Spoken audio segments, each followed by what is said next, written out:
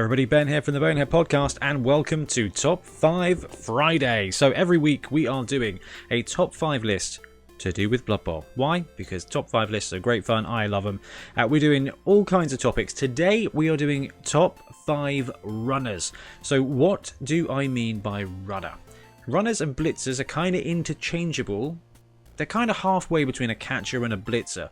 So what have I put here? Like blitzers, but more speed, less combat. Give these guys the ball and off they go for the score. Have resilience to hold onto the ball for a turn or more and successfully break through. So first of all, I am not going to include the War Dancer in this roster, although he makes a fantastic runner. Definitely more of a blitzer there, starting with block. His primary goal is to murder. Not murder, but to rob the ball and just do the score and just do everything. So we're not going to include the War Dancer again, but we are going to be focusing on positionals that receive the ball and absolutely go for it. So not necessarily catcher pieces, but I imagine these guys are going to make pretty useful receivers when it comes to catching the ball. But these are the kind of guys you can give the ball behind the line of scrimmage and they'll be able to take it down the end of the pitch themselves to score. So onwards to number 5.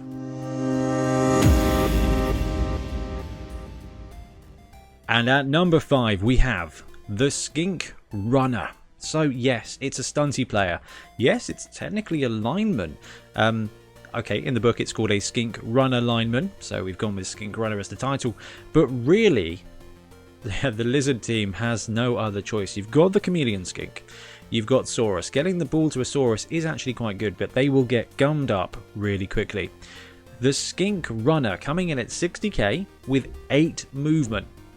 Agility 3+ is pretty normal for them. Dodge and stunty, so these guys are 3+ dodging forever.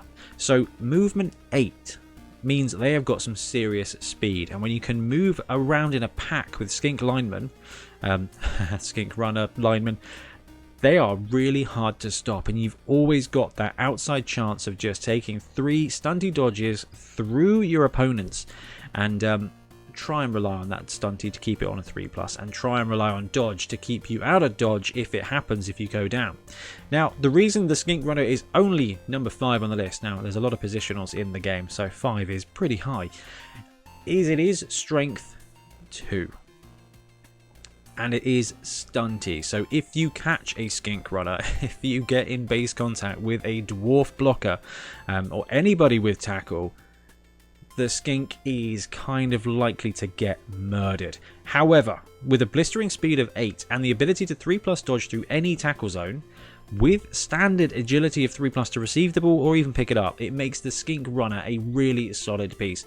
You're not going to see a lot of passing in the Lizardman team, but you are going to see a lot of scoring, and the bulk of that is going to be from these guys here at 8 3++. Love these guys. That's Skink runner number 5 for me. And at number 4, we have the Werewolf. So, there's a lot of you who thought the Werewolf deserved to be on the Blitzer chart, and quite frankly, you've got a very good point. The Werewolf is an absolute beast of a positional. Coming in at 125k, it is one of the most expensive pieces in the game, and let's see what you get for that. You get 8 movement, strength 3, agility 3+. It can even pass on a 4+, which is not a great idea, but it's better than most players. Armor 9+, which makes it resilient as heck, claws, frenzy and regeneration, and gets general and agility. The Werewolf is an absolute powerhouse. It didn't make it to the list of blitzers because it doesn't start with combat skills other than frenzy, so it can get itself in a bit of trouble. Kind of the consistency of block with those players just kept it off the list. However, as a runner, you couldn't do much better. You give this guy the ball. He's got agility 3+, so he can make a dodge. He's got general and agility, so it doesn't take long to get this Werewolf to block, to dodge. So you can then develop one of 2 ways. The Werewolf for me is one of the ultimate split roles. As a general player, it fulfills the role of a runner really well, because it's movement 8, strength 3, and regeneration, so it's sticking around, which is really good. But you develop it into a blitzer or into a catcher depending on how your team runs. Now, generally speaking, you're going to end up with a Blodge Werewolf, and that Blodge Werewolf becomes a really good blitzer and a really good runner. So it does a lot of stuff. The Werewolf here with movement 8 and strength 3 can dominate. The issue is, and why it's only number 4 on the list, is that Frenzy is going to get it into trouble. It makes a fantastic runner because, think about it, movement 8, let's chuck in and go for it because you've got to go for it into the end zone or really just playing the wrong game, right? That's 4 squares. You only need to progress 4 squares. So this is an easy 2-turn touchdown. Most of the time you're going to look for 2 werewolves on the roster. One's going to get dodge and score a lot of stuff. The other's going to get block and hunt a lot of stuff. Dodge, 3+, strength 3. This guy is resilient and insanely fast. But like I said, Frenzy is going to get it into trouble sometimes, which is why it's a little bit lower on the list. And while a 3+ dodge away is perfectly acceptable, it is not super reliable. But quite frankly, I would take a team of werewolves any day, and that is why it sits very comfortably on the top 5 list at number 4. Number 3, we have the Elven Union Catcher. Now, I really did and ah. Talk to the guys, talk to Bloodtithe, talk to Ian Warham, Hannah about this. I was like, guys, I've got this catcher on the runner list. Is this right? Is this okay? Is everyone on YouTube going to flame me? Feel free. We're a team here, guys. We're trying to figure out our top 5. This is my top 5, so I couldn't leave the Elven Union Catcher off the list of runners. It is a catcher. Its primary skill is to catch the ball, but when you are movement 8, strength 3, agility 2+, this guy can merrily pick up the ball himself and just run it from one side to the other.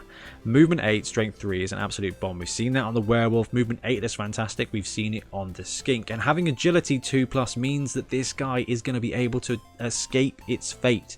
And that's the other thing, is it's got both angles. We've got strength 3, which is, well, it's decent. It's going to keep him upright. It's mostly, if you protect him well, going to be a 1-die block against you as a ball carrier if they can get to you. It also means you're going to be able to have a 1-die blitz, but the great thing about the Elven Union Catcher, as a runner, once it's got the ball, it can just 2+ dodge away and make the most of that speed 8.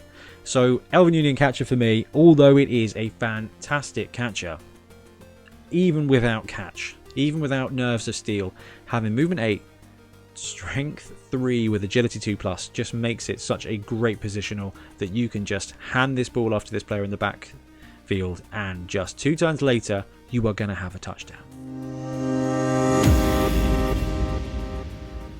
Number 2 on the list of runners is, for me, the Witch Elf. Okay, so the Witch Elf is one of those hybrid roles very similar to the Werewolf.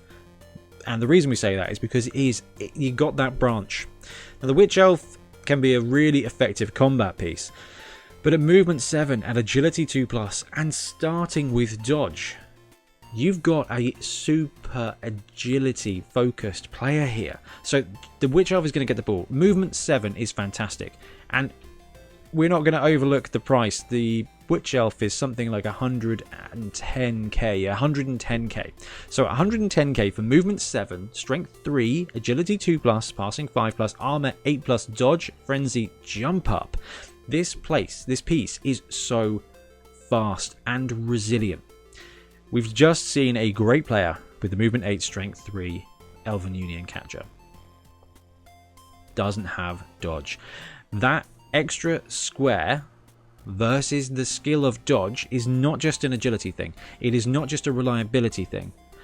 It is a defense thing. Because if you protect your ball carrier, but they still get to attack your ball carrier, the Witch Elf's got the ball, the Pro Elf Catcher's got the ball, it's a 1-die block, blitz on the ball carrier. Witch Elf is coming off way better.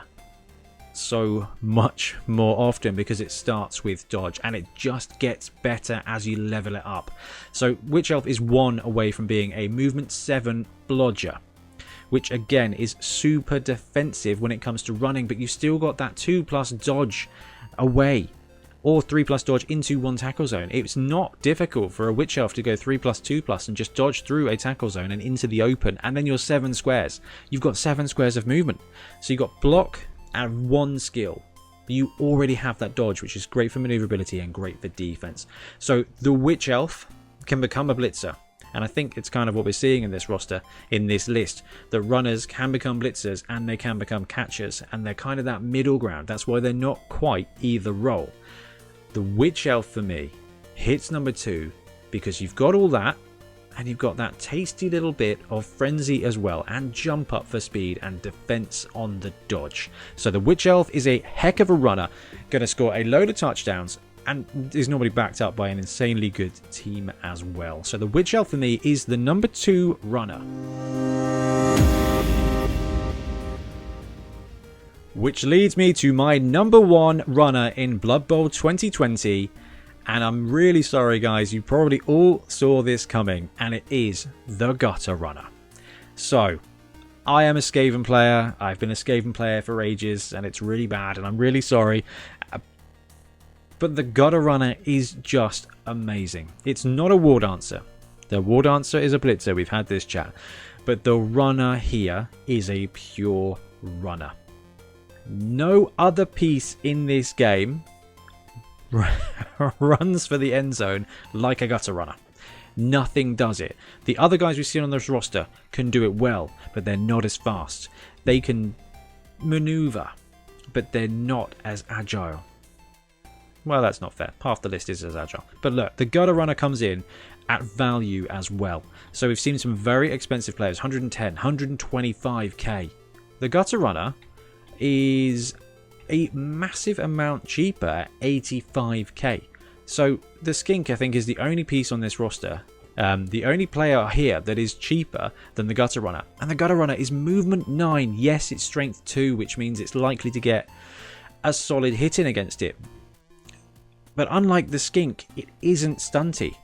So if a Skink gets caught, I mean, it doesn't matter. If you've got the ball carrier, strength 2 is strength 2.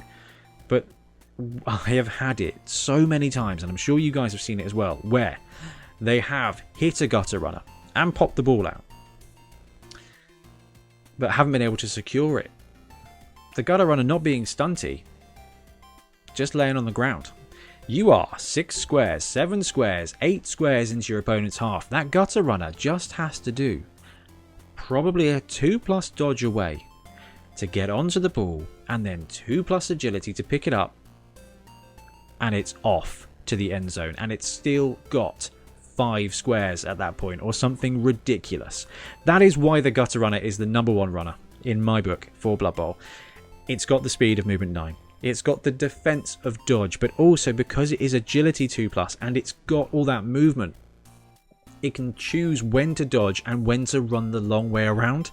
And that's the other thing, is the movement 9 gives it so much power, because you can drop 3 squares back and still progress 5 squares using 2 go for it's. Like, that is a massive amount of the pitch. This guy can go backwards and still go forwards faster than most players in Blood Bowl. So it can go anywhere you want. It can weave in and out, and when it needs to, it can take that 2+ dodge reroll to pull it off and to escape. And I think the primary thing is that is with no skills. So the others we've said, actually great with dodge, great with block. Gutter Runner doesn't need skills. It comes in at 85k, and you do not need to improve it. You've got the War Dancer, which legitimately needs no skills, but the Gutter Runner doesn't need skills to top this list, and it just gets better.